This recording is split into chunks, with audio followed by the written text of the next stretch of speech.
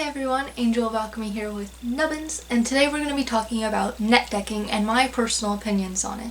So of course at the end of this video I want to hear your personal opinions down in the comments below, but please remember that everyone has their own opinions, and opinions are very hard to change, so please no fighting, no negative comments, leave your opinion, and if you disagree, maybe politely have an open discussion about it like we've talked in some of my last videos about. But really quickly before we start talking about it, I would like to give the biggest shout out to a subscriber of mine. His username, I don't know if he changed it by now, but his username was DaDragonSlayer, like D-A Dragonslayer, and he donated to my channel not too long ago for my birthday, and I used that money to get myself a brand new light, so hopefully my videos will be a lot less dim and a lot less just glaringly just washed out. Hopefully. I'm still learning how to use it, but huge thank you to him. Any and all donations that are made to the channel for the channel go into the channel, obviously. And so thank you so much for supporting me and allowing me to get this light. It really means a lot to me. But into the video. So I'm gonna put Nubbins down. There you go, Nubbins. Put him over here so he doesn't fall over. He has a really big head. Netdecking. Okay, so I'm sure a lot of you guys already know what netdecking is, but just in case for the few that don't, I have Googled it. You can Google it yourself.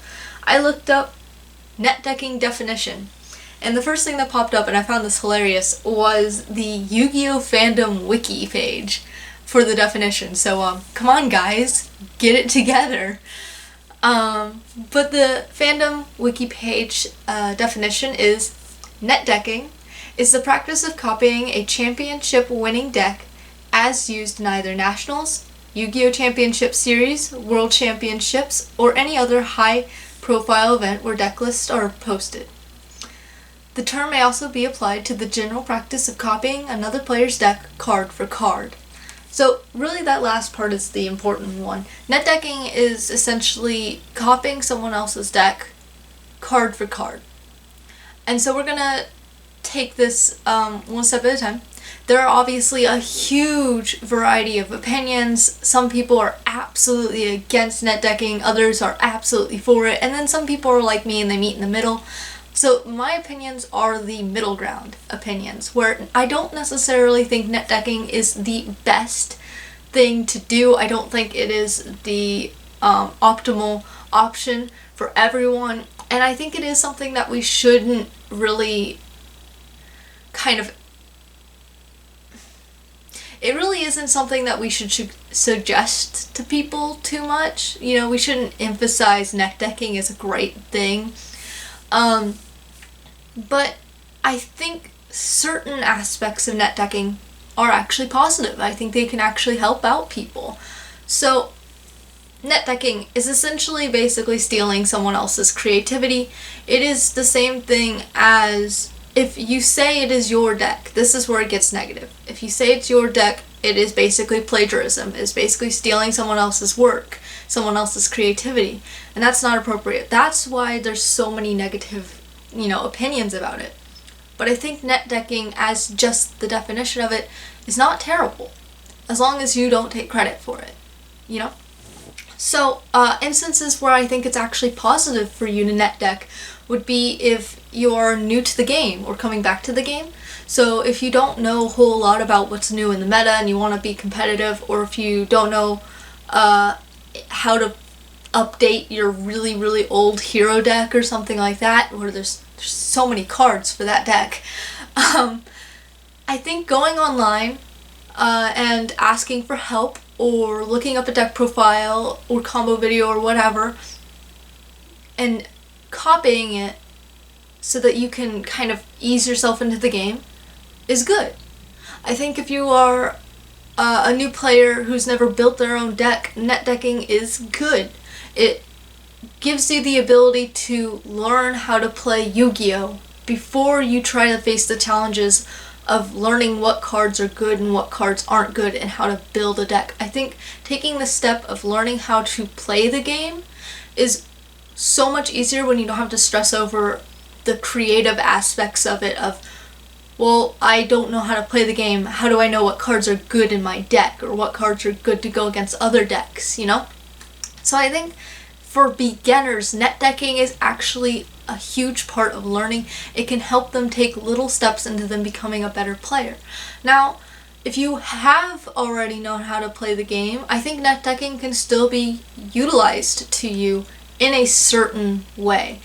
I think if you have been playing the game and you want to, let's say, try to get into the meta for the first time ever, but you're really not too sure about how to build meta decks, I think if you were to net deck something, learn how to play that deck, learn its ins and outs, and then change it, you know, tweak a few cards, make it your own deck, that is 100% okay. Same thing if you are learning how to play a deck that you just never learned how to play, you don't know anything about it, and nobody can really help you with it. Net decking is alright for you to do to learn how to play that deck, as long as you're willing to change it up just a little bit at some point after you already learned how to play it. Because I have to admit, it is extremely hard to go, well, I've never played weather painters, or I've never played zombies, or whatever, and you don't know what you're doing with that deck. Is so hard to build something if you don't know what you're doing, you know? Now, however, there are some players out there that can just read the cards. They already have like their own mental meta pool in their head, or their card pool in their head that they can go, well, these are generic things I can throw into this deck. But not everyone can do that. So I think if you need to take baby steps to learning how to build and change up your deck, that is okay. This is where it gets bad though. No one, and I mean no one, should ever take someone else's deck and claim it as their own. That's where the negative side of net decking comes in. That's where it really sits at, is because, I mean, plain and simply, that's stealing. If you go to an event and you talked with some YouTuber's deck, and they could be like 100 subs, right? And you could be like, oh, that's actually a really good build, and you take it. Obviously, if they have that builds that good, you would hope they'd have more than 100 subs, but some people are just starting, so you never know. If you top with their deck and you claim it as yours, it's stealing, it's wrong, and it's just really mean, you know? If you go to a tournament and people are like, oh wow, that's, you know, at least shout the person out, you know? And that's where it gets like kind of disrespectful. Either take a deck, learn from it, change it up and make it yours, then call it yours. Or give credit to the person that you are taking advice from. Because obviously YouTubers go out there and share their deck profiles and deck list, and people in general in the community will go on Facebook and stuff and they'll share their deck profiles and deck list. They're sharing them because, you know, first of all, they would like advice, and second, they're really proud of what they've built so far, you know?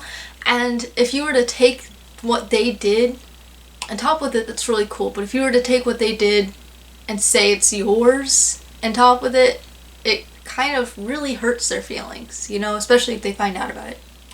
But another really negative part of net decking, and this is the reason why I'd say that we shouldn't encourage it, is that net decking actually kind of hinders your ability to perceive the game in a certain way.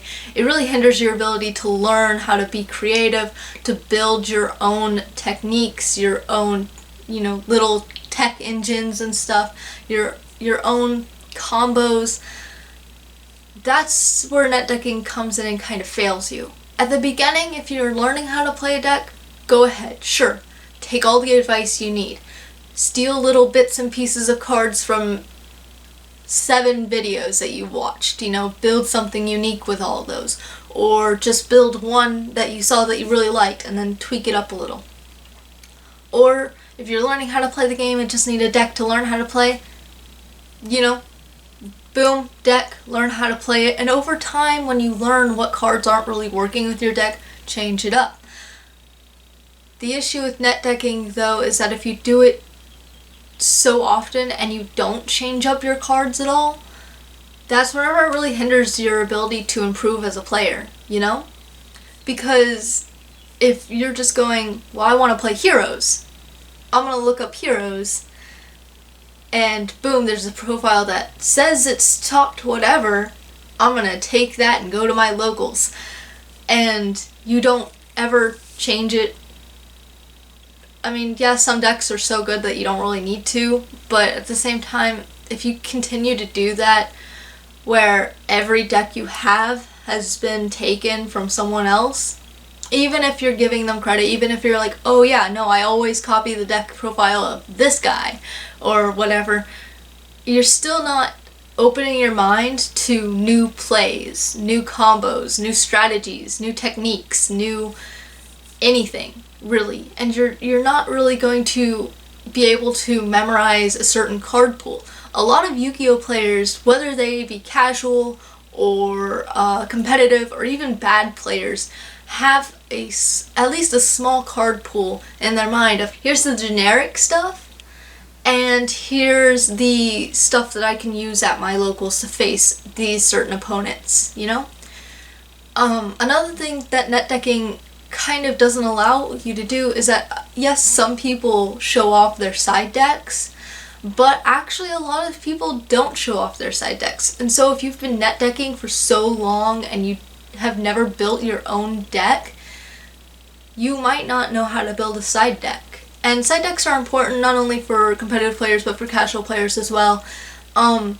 I have honestly been trying to play with side decks, but I've never actually done it. But I know that side decks are important because if you go to, locals, for instance, I know not everyone has a locals, but if you do have a small community or even just a group of friends that you play with, and you have somebody that just destroys your deck every time, but you know a certain card can help, sticking that in the side deck, siding out something that doesn't work against them, and putting that in your main deck on your game 2 gives you so much more advantage.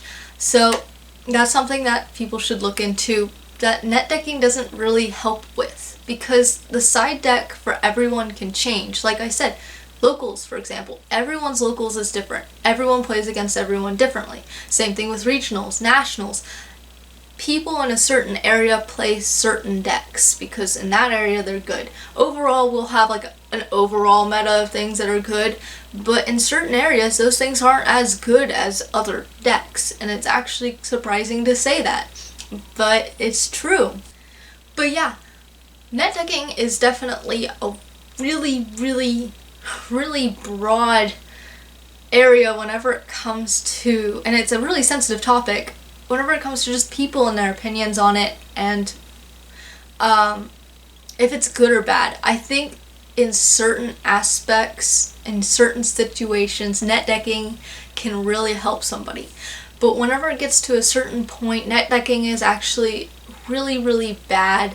But obviously people put out their deck profiles and deck lists to inspire other people. Like we've talked about on this channel quite a few times before, people want to inspire others. They also want to show off their creativity. And so yes, taking someone else's creativity and learning from it is very important, and it does help you improve if you are at that area where you need help.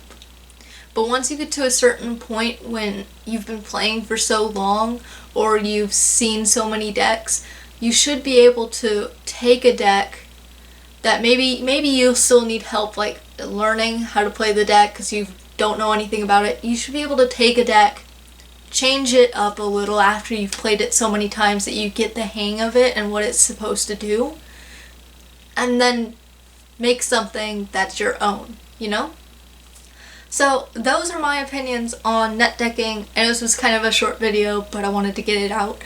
But yeah, generally it's, if you're new to the game or new to the deck, netdecking can help you. But either one, eventually you should be able to try to change it up, make it your own build. Don't take someone else's work and claim it as your own. It's disrespectful and honestly quite insulting. And don't allow netdecking to take over you. Don't just netdeck everything. if you have something that you're struggling to learn about, go ahead. Get advice, get inspiration from other people, but every once in a while, just try to build something from scratch. Go on YugoPro, look up the card pool for that engine or that deck, and see what you can create. Taking your own steps to creating your very own deck without any help from anyone else or any advice or looking up anything about it is, honestly, not gonna lie, kind of scary. Because, especially if you've been playing the game for a while, you don't want to find out that you built something that's really bad. But I gotta tell you, I took a challenge not too long ago, a few months back, where Nod had this pile of bulk, spread it out on the table and said, what can you build? He was silly and had 2 structure decks in there, so I built, to the best of my ability, the structure deck that I was seeing. I didn't know what the structure deck was, I just saw a correlation in the cards, so I was like, boop, here you go, here's the deck. But he went through it and basically just said, yeah, I would have added this in, but other than that, you did great, you know? And so it's a little surprising to see that you can create anything from anything if you really take initiative to try it. And, yeah, that's basically it. Netdecking. Let me know about your opinions down in the comments below. I always like to read them. They're really nice to read. Remember, please don't be mean to anyone in the comments, especially me. I don't like it. Also, my Instagram, description down below. Cash App, description down below. Yeah, and thank you once again to Dragon Slayer for helping me get this light. It means a lot to me. So, yeah, I'll see you guys in the next one. Bye!